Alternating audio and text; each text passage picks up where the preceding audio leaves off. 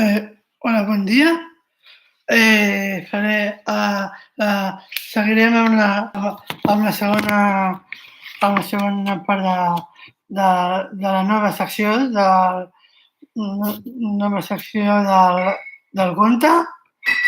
I perfecte, aquesta nova secció, avui torno a, a fer un altre conte del petit príncep i, bueno, i espero que us agradi. Començo. O sigui que he viscut sol, sense ningú amb qui, de veritat, poder parlar, fins que vaig tenir una avaria al desert de Sàhara. Fa 6 anys. S'havia trencat alguna cosa del motor i com que no anava amb cap mecànic ni amb cap passatger, em vaig preparar per mirar de fer tot sol una reparació difícil. Per mi era una qüestió de vida o mort. Amb prou feines tenia aigua per beure per a 8 dies. Primera nit, doncs, em vaig a dormir a la sorra a 1.000 milles de cap terra habitada. Estava molt més aïllat que un nàufrag en un rai al mig de l'oceà.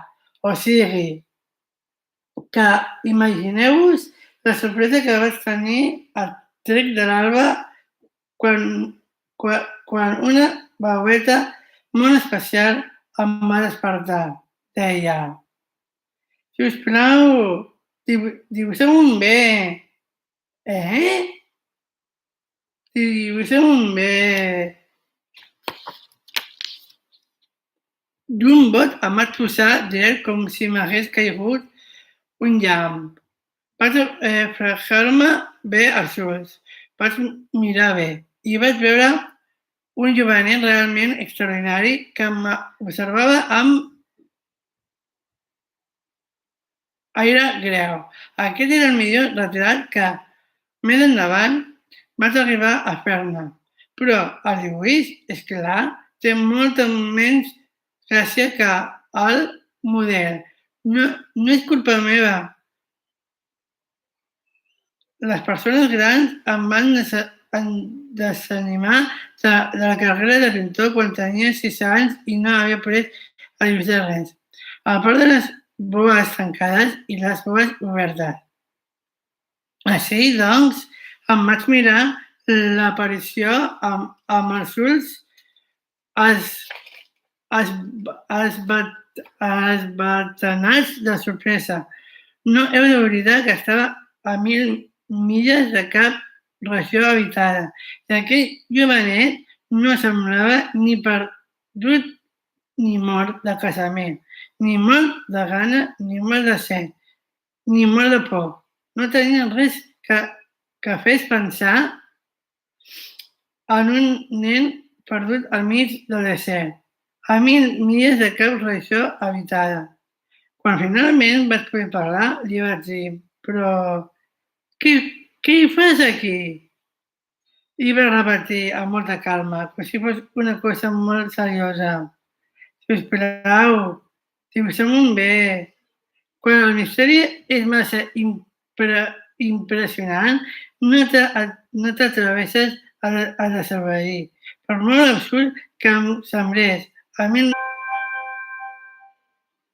vaig treure de la butxaca un full de paper i una ploma, però aleshores vaig recordar que més que res havia estudiat geografia, història, càlcul i gramàtica i vaig dir al jovenet, amb una mica de mal humor, que no sabia dibuixar, em va respondre: és igual, dibuixa'm un bé.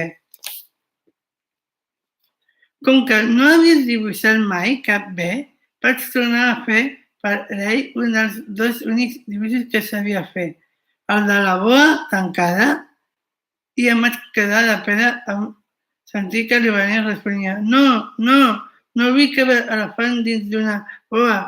Una boa és molt perillosa i un elefant ocupa molt de lloc.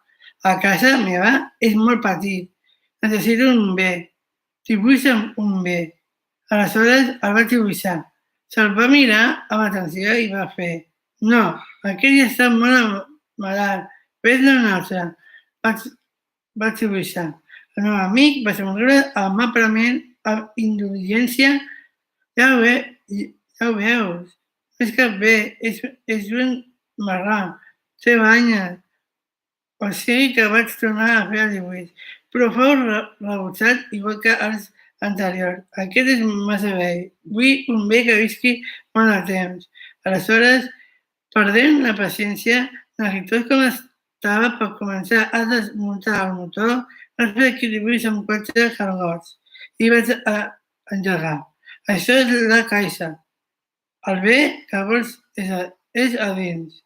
Però vaig quedar ben parat quan vaig veure que la cara del meu petit jutge s'il·luminava. És exactament així que el volia. Et sembla que necessita molta herba aquest bé? Per què? Per què a casa meva és molt petit? Segur que n'hi haurà prou. T'he donat un bé molt petit. Va vinclar el cap sobre el dibuix. No tan petit. Mira, s'ha dormit. I va ser així que vas conèixer el petit príncep. Bueno, espero que us hagi agradat. Fins al pròxim vídeo. Gràcies!